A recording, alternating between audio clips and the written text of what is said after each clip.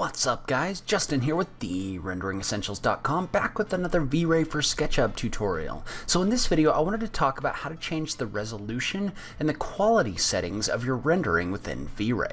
So let's go ahead and just jump into it. Alright, so you guys may recognize this model from a tutorial I did on my other channel, where I talked about how to use HDRI images for lighting and backgrounds within your models.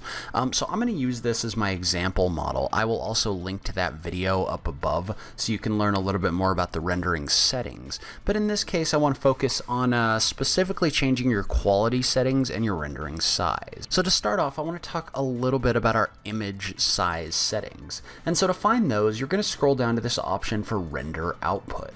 And when you get into render output, what you're going to find is you're going to find a section that allows you to adjust your aspect ratio, your image width and your height, and also there's an option in here for this safe frame.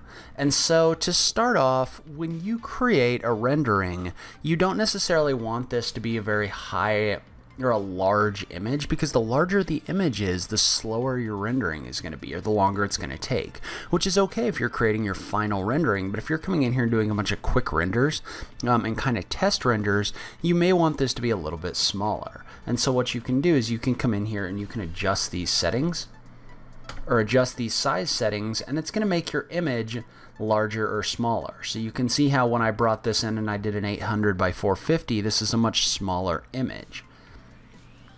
But if I was to stop this and bring this in and do a 1280 by 720, and then run that same interactive render, you can see how this image is a lot larger. So you're going to be able to see more, but you can see how this is taking longer because this is a larger image. And so maybe what you might want to do is set this to something low initially, and then come back in and adjust this to a larger size once you have everything kind of set up the way that you want.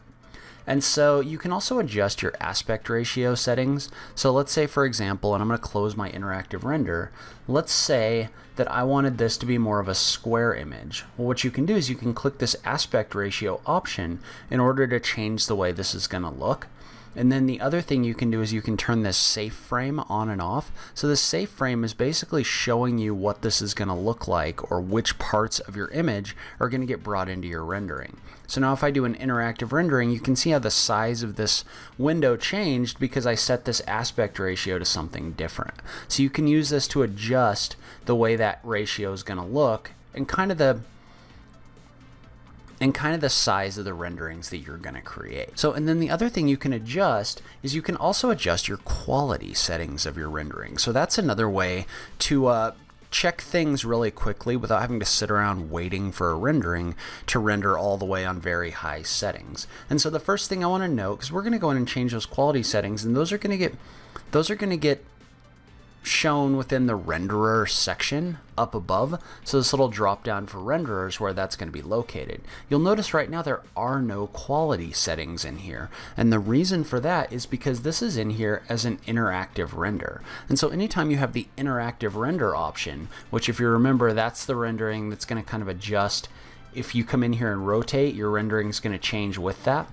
So as long as you have the interactive rendering set, there are no quality settings in here, because the interactive renderer kind of has its own set of quality settings that you can't change. But if you were to come in here and you were to turn off interactive render, so you were to set this to just a standard Vray render, you're going to note that what's going to pop up is this little box for quality. And so now if you were to come in and do this, remember this is no longer an interactive render, this is just a regular render that it's going to come in here and run within Vray. And so you can adjust this setting everywhere from medium. You can adjust this left to do a lower quality but a much faster render. So if I was to set this on draft, for example, and then rerun this, this is going to run really quickly. But the result I get is going to be very noisy, and it's not necessarily going to be a complete render. But this is great for double checking the way certain things are going to look without having to sit and wait for this to do a ton of different passes and that sort of thing. And then on the other hand, if you were to drag this all the way over to your very high option, and I'm going to switch this over to my GPU render, but if you were to drag this all the way over to very high and then run this, you're going to notice this is going to take a lot longer, but it's going to get you a much better result.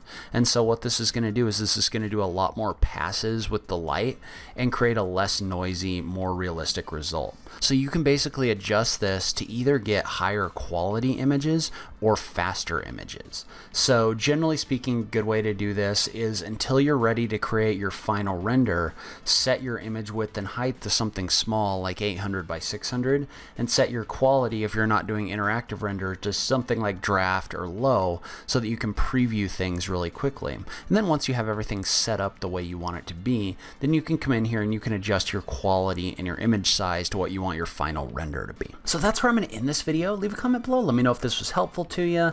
If you have any tricks for speeding up your renders. I just love having that conversation with you guys. If you like this video, please remember to click that like button down below. If you're new around here, remember to click that subscribe button for new rendering content every week. But as always, thank you so much for taking the time to watch this. I really appreciate it, and I will catch you in the next video. Thanks, guys.